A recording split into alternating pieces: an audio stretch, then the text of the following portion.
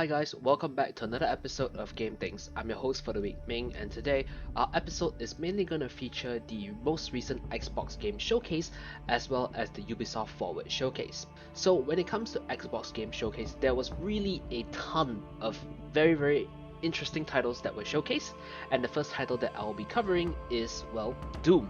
So Doom has announced their brand new title coming in 2025, and it's Doom the Dark Ages. So, what exactly is Doom the Dark Ages about? You're still playing as the Slayer, and well, it's basically a prequel to what happens in Doom 2016. In terms of the gameplay that was showcased to us, it's actually pretty much just Doom, blood, gore, combat, the usual. But there are some pretty cool things that were added. You actually have a colossal mech fight, so think Pacific Rim, which is pretty cool. And at the same time, you also are able to take flight on something that looks like a cybernetic war dragon. So yeah, some pretty cool stuff. And definitely something that we should all be excited for because Doom is definitely a really great game. Great action, great combat, great feels. Oh, it just gets the adrenaline pumping. And well, the only sad thing is it's releasing in 2025, and we don't exactly know the actual release date. But it will be available on Xbox, X and X, as well as on PC via Steam. You can even wishlist it right now if you so wish to. Anyway, moving on from Doom, we are next going to talk about Gears of War. So Gears of War also announced their brand new title, which is called Gears of War E-Day, and it's supposedly supposed to happen 14 years before the first Gears of War. In terms of Gears of War itself, I don't really know the story. I'm sorry, I don't play the game itself. But in terms of what was showcased, there really wasn't any gameplay at all, and it was just the general story. And yeah, it looks fine, I would say. Just like most other Gears of War game, combat, blood, gore, you name it. But yeah, for all you Gears of War fans out there, you guys should definitely be excited for this. But unfortunately, like the previous title, Doom, there is no announcement date yet, so we're just gonna have to wait and see when the game itself will be announced. Then moving on for that, we have a new trailer for Indiana Jones and the Great Circle. The trailer mainly looks like more of a cinematic trailer, but it could definitely pass off as gameplay footage, I would say. It does look somewhat similar to gameplay footage. But in terms of the game itself, it does look pretty decent, and it really reminds me of Uncharted. I mean, it is Indiana Jones. They're gonna look for some sort of treasure, and it's basically just Uncharted all over again. But yeah, the game does look pretty decent, and if you like this type of uh Tomb Raider, Uncharted type of games, this would definitely be up your alley, and you would definitely not want to miss out on this game when it's released sometime this year. It will be releasing this year, but we don't know when exactly, as a lot of the other titles that I'll be covering later also are doing the same thing where they just tell you that, hey, the game is coming sometime this year, but we don't know when exactly. But yeah, it will be coming out this year. Moving on from that, the next game that we're going to cover is a title called South of Midnight, and it showcases some gameplay, and I would say the game itself looks pretty interesting. That's what I would say. South of Midnight itself is a third-person action adventure game from the creators of We Happy Few. So in terms of the art itself, it looks really good, and I would say the aesthetic itself is pretty unique because it's basically somewhat like a post-apocalyptic world, but like the creatures and everything have been affected by some sort of blight, and you just see like mutant creatures. But the main character, Hazel, actually has a mutant creature that she can talk to, and it's a huge ass catfish. So, yeah. Aside from the catfish, they also introduced us to what I think is a boss monster, which is a huge ass crocodile that is trying to, well, eat our main character. Yeah, so that looks pretty cool. And the cool thing is, the crocodile actually has a unique theme song, and the theme song is pretty interesting, I would say. Yeah, pretty catchy as well. Oh, other than that, Hazel herself actually has some sort of magical powers. So that is what you use to traverse the terrain as well as to fight off other monsters. So yeah, the game itself looks pretty interesting, and I would say if you're looking for some sort of fantasy type of game with a different feel and concept, maybe check out South of Midnight. Then moving on from that, we are going to talk about a title that I personally think was really, really, really cool and is really different, I would say. And that is Claire Obscure Expedition 33. So, Claire Obscure Expedition 33 is a reactive turn-based RPG. So, mainly like your Persona 5, Pokemon, stuff like that, turn-based combat, but instead of your just generic turn-based combat, you also have QTEs. So, you can mid-attack chain a combo or something like that, or if your opponent's attacking you, you can press a few keys and create a block. So it does feel pretty different compared to most other turn-based RPGs out there, but that is not the main selling point of the game, I would say. The main selling point of the game itself is the art, I would say.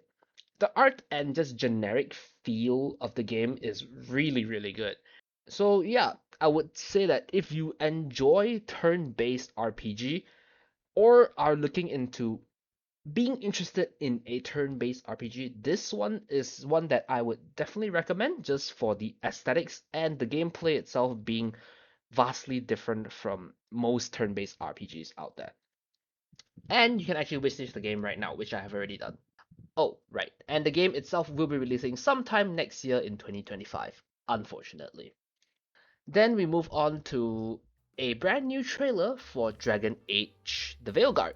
So, after 10 long years since Dragon Age Inquisition, we finally have Dragon Age The Veilguard. And the good news is, it will be coming sometime this year in the fall. So for all you Dragon Age fans out there, you guys don't have to wait too long because hey, the game is gonna be released pretty damn soon, and that is pretty cool. Moving on from that, we have our next title, which is Life is Strange Double Exposure. So, Life is Strange Double Exposure basically goes back to our first protagonist from the first Life is Strange game, Max Caulfield. Just that, well, this game now takes place a few years after the original game, and basically, the entire story revolves around her friend, Safi, which was killed. Yeah, and instead of her having her original powers to rewind time, her being Max, of course, Max now has the ability to travel between parallel timelines. A timeline where Safi was killed, and well, another timeline where Safi is safe and well. So yeah, it's gonna be another great story, like all of the other Life is Strange games. The stories generally don't miss, the powers itself are pretty cool, and it's just a great game. So yeah, I won't say too much about it. The good news is the game itself will be releasing on October 29 this year, so not too long of a wait, about 4 months. So yeah, make sure to wishlist the game or, pre-order it if you want to, whatever floats your boat. Moving on from Life is Strange, we have Metal Gear Solid Snake Eater and its first trailer. In terms of the trailer itself, they showed like snippets of gameplay, but that's basically it. Nothing too crazy, nothing too impressive. A bit of memes like Snake lying on the floor, Snake being on the mud. Unfortunately, no Snake hiding in a box though. But yeah, a couple of memes here and there, and basically it. We don't even have a release date, which is kind of unfortunate, but hey, it is what it is. So yeah, moving on from that, we are now going to move on to the next segment, which is Ubisoft Forward. So in terms of Ubisoft Forward, I would say not too many things compared to the Xbox showcase. Much more lackluster in general. A lot of DLC announcements, but I'm not going to cover DLC announcements because that only caters to a specific niche. But there are still some titles that are pretty cool. So the first title that I'm going to announce is the brand new Prince of Persia game. It's called The Prince of Persia: Sands of Time, and it will be releasing sometime in 2026. They didn't show anything else aside from just the title card being flashed, as well as the release year. So we don't know anything else other than the name as well as the release year. Then the other title that we got brand new footage of, it's Star Wars Outlaws. So Star Wars Outlaws actually looks, well, pretty good. Actually looks pretty darn good. In terms of the gameplay itself, it looks good. Like most of the other old Star Wars games, it looks similar, but I would say much more polished.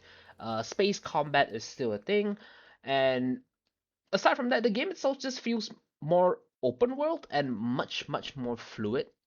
And yeah, it just looks really good, I would say. I'm not a Star Wars fan at all, and based on what I've seen from the video, if you tell me that this is not a Star Wars game and you just like show me the trailer itself, I would say that I'll be interested. It does look actually really good.